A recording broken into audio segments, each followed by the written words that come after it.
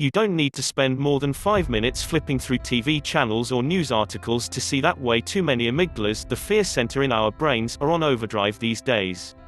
Stock markets have plummeted, schools have halted normal operations, and group meetings and social functions are all cancelled. As we know, fear and stress can put us into a state of fight or flight and elicit a constant state of unease. Not only does this way of being feel bad, it also leaves us more vulnerable to illness and slower to heal. Though we don't know how long the coronavirus crisis will last, one thing is certain: we can't stay in a fight or flight state for the duration. So, what will calm your amygdala and build your immunity in a way that renders you less susceptible to illness, at this time when good health is our greatest asset? We live in a hyper-connected world where there are always going to be pathogens that come into our lives in one way or another. This is not the first time in recent years that we've faced a sweeping viral enemy, and it won't be the last. Vaccinations can be life-saving when available, but they don't come close to eradicating the flu, for instance. The development of a coronavirus vaccine will be an enormous step forward, no doubt. However, in the meantime, there is work to be done to care for our bodies. Giving the brilliant, highly specialized cells of your immune system all they need in order to flourish can't guarantee you won't get the virus, but will help you build a strong baseline of health and recover faster if you do become sick. When the body's immune cells receive the nutrients they need, they function crisply and efficiently, warding off threats and not allowing harmful pathogens to take root. We have come a long way in understanding pathogens. 160 years ago, we still believed in the spontaneous generation of microbes, including viruses.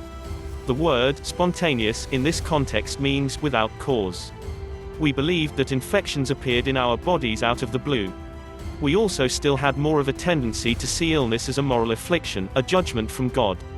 The French chemist Louis Pasteur helped us take a huge step forward from these lines of thought when, in the 1860s, he definitively proved the existence of germs as the cause of disease. Our takeaway from this discovery was, kill the germ. Simple, right? But sometimes simple is too good to be completely true, and, in this case, there's more to the story. At the time of Pasteur's discovery, a few other scientists were working on a different version of the germ theory. Antoine Béchamp and Claude Bernard were colleagues, and they had concerns. They thought that kill the germ approach by itself was a dangerous proposition. They were among the first to talk about what we now call the microbiome, and their argument was that we are surrounded at all times by millions of pathogens, inside and outside our bodies, and that these germs only become invaders when something vital has broken down in our immune systems. They argued that germs are attracted to diseased tissue, but are not the cause of diseased tissue, just as mosquitoes are attracted to stagnant water, but are not the cause of the stagnant water. Béchamp and Bernard argued that most of the germs that live in and on our bodies are actually important and beneficial, even critical for our health and well-being. When the body's immune cells receive the nutrients they need, they function crisply and efficiently, warding off threats and not allowing harmful pathogens to take root. In a speech to a group of students and physicians, Bernard declared, "The terrain is everything, the germ is nothing." He then lifted a glass of water, contaminated with deadly cholera bacteria, and drank it. He didn't get sick, proving that his terrain was as healthy as he claimed it was. He made his point: germs don't cause disease. Establishing a foundation of health and vitality, free of toxins, and fostering a strong, balanced immune system, he argued, was more important than killing pathogens. For the past 17 years, I have interviewed people with medical evidence for recovery from incurable illnesses. Like the now disproven idea of spontaneous generation, there's also nothing spontaneous about spontaneous remission. In cases that were previously considered flukes with no medical or scientific value, there are actually identifiable factors associated with how these individuals created abundant health and vitality in the face of great odds. The healing of their immune systems is a critical part of their stories.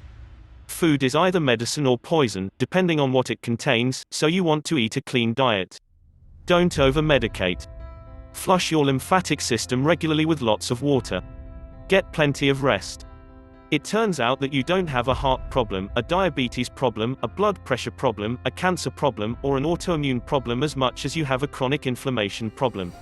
Chronic inflammation is an immune system gone awry, damaging the body it was designed to protect.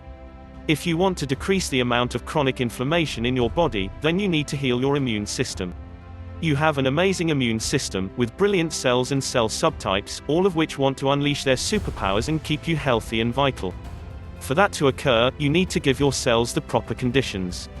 One of the most important things you can do is give yourself real food, mostly plants, and largely eliminate processed foods, sugar, and refined flours from your diet.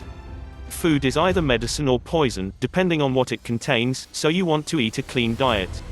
Don't over-medicate. Flush your lymphatic system regularly with lots of water. Get plenty of rest. Spend time with people you love who make you laugh. When it comes to the coronavirus and other flu variants, follow common sense recommendations like washing your hands a lot. But also turn off the news and change your focus. The strength of your team of natural disease-fighting cells within your immune system is also directly linked to how you manage stress, how you manage your relationships and past traumas, and even how much you understand your value and invest in living your own authentic, best life.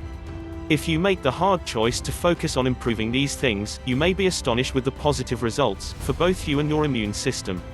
The coronavirus, like so many other seasonal flus and viruses we live with, is probably going to be around for the long haul, and your focus needs to be on building an immune system that can take on all comers.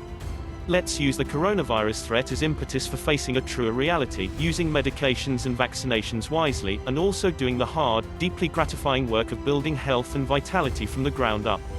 Even Louis Pasteur recanted on his deathbed, after a lifetime of fighting. Bernard was right, he said, referring to the man who boldly drank the glass of cholera.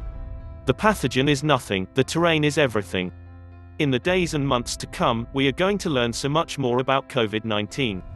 But now, as we all struggle with our fears and the very real practical consequences of this pandemic, let's focus on what is within our control, which is quite a lot. Let's protect ourselves and those we come in contact with. Let's elevate our lives to a whole different order of protection and safety. Let's do what we can to see this as an opportunity rather than yet another burden.